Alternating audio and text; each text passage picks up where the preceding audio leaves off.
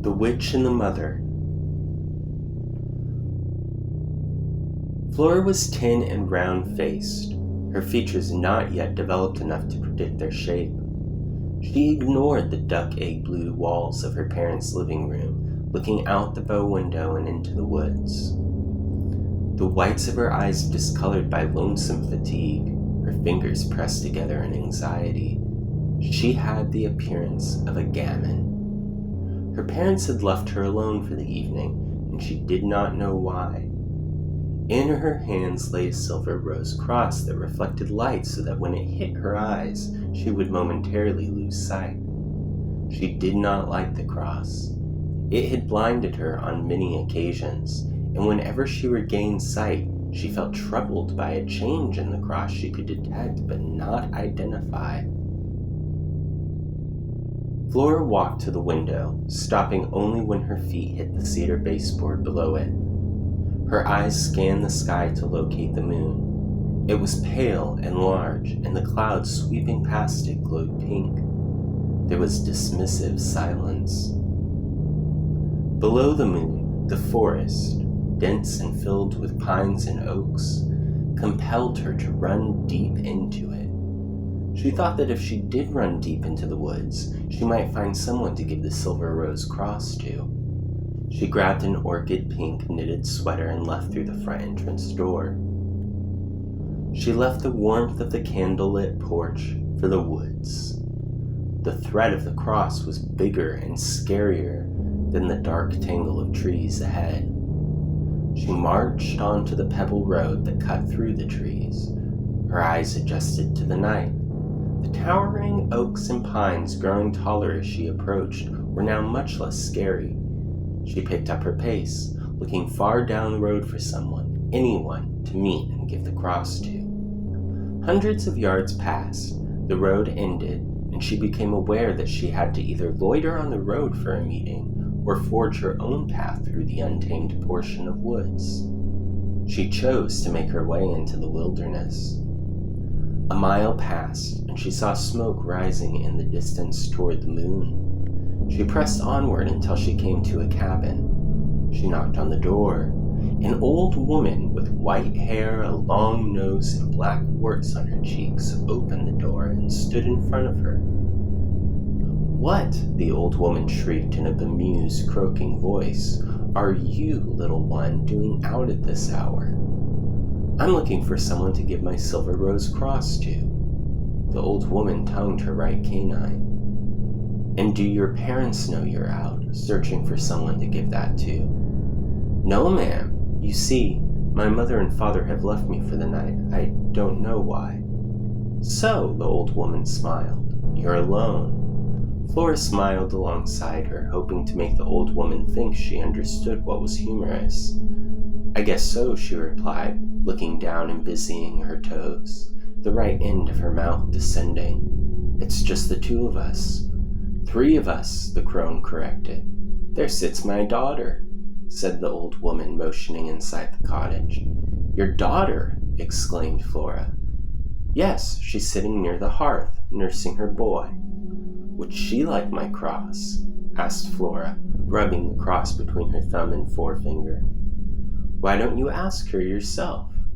Flora entered the cabin. There were 2 chestnut beds and a chestnut sitting stool next to the fireplace, which the young mother sat on. Flora could see her full cheeks and breasts in the firelight, a lock of her golden hair hanging down over bee-stung lips.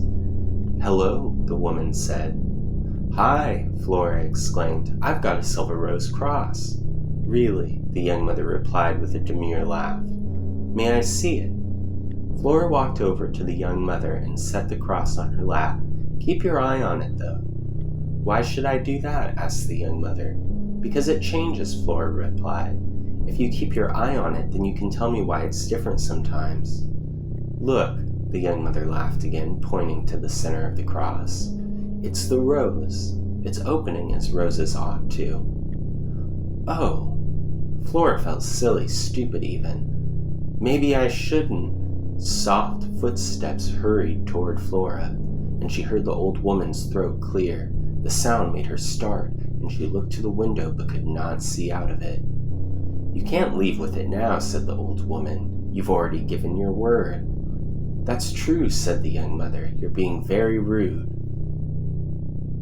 Flora still looked to the window, now acutely aware of the freedom the dense woods had offered her. But she could see no more than the reflections of the young mother and the old woman flickering in the light of the hearth. "What if," began the old woman, "I search for some lovely knickknacks, and you choose with which you'd like to make a trade?" Flora thought a trade sounded fair. Still, the more the old woman and the young mother pressed for her cross, the more she wanted to keep it. Young as she was, she knew her cross would not be so desired if it did not have value. "Here we are," called the old woman. She stood closely to Flora and set two objects at her side. Flora examined them. One was a small figurine in the shape of a soldier. His coat was blue with red buttons, and his pants white. One of the legs had been broken off, Flora supposed, by the young mother when she was a girl. The other knick-knack was made to represent a large cross, its base submerged in faggots. Flora looked from one woman to the other. "To be honest," she said, "I don't see how either of these is as good as what I meant to give you." The old woman clenched her jaw. "You came here with a gift, young lady, and now you're making demands?" Her voice climbed. "And how do you suppose we do that? We are poor. We have no silver, and what we once had is gone." Flora looked down at the cross, which lay on the young woman's lap. "I'm sorry," she said. "I didn't mean to be unfair." "Unfair?" shrieked the old woman. "Unfair?" Flora stepped slowly toward the mother, her gaze set on the cross. The old woman noticed Flora's gaze, and she smiled a sly smile. The fire went out in an instant, and the room went black. Flora sensed arms reaching toward her and heard footsteps. She felt vulnerable, and the footsteps shook her so that she wanted to roar against the helplessness. Without a visible exit, she could not bring herself to roar. She felt fatigued, and her back bent forward and shoulders tilted. Her knees became weak, and she desired the silver rose cross to collapse and curl around it. The clouds blanketed the moon. All was dark, and the footsteps grew louder. The boy began to cry somewhere in the room, and Flora followed the sound. Rage, fear, and all that is to come for young girls made her tremble. She reached for where the boy's wails came from and brushed her hand on the cross. She grabbed it as the old woman's footsteps grew louder. There was no place she could escape to, and so she shielded her face and eyes with the cross to hide from the old woman and the young mother. "The moon, the moon, the moon," Flora called. The moon came. White light shone through the window and struck the silver cross, reflected off of it in a concentrated beam, and searched the room for eyes to blind. The boy's wailing grew louder and blended with the women shrieking and swearing. The women cried tears of pain and anger, their fingers struggling to claw light from their eyes. Flora tried to block out the horrible sound. She tried to think of the woods and the path she had forged. She opened the door and scanned the woods. The trees were big and scary. Darkness lay cruel and uncertain ahead of her, and then she found herself in the darkness, surrounded by it. She looked at the silver rose cross and felt her feet racing. She was flying over the rough terrain. Somehow, she maintained control over her feet and guided them toward a destiny she was happy belonged to neither a witch nor a mother.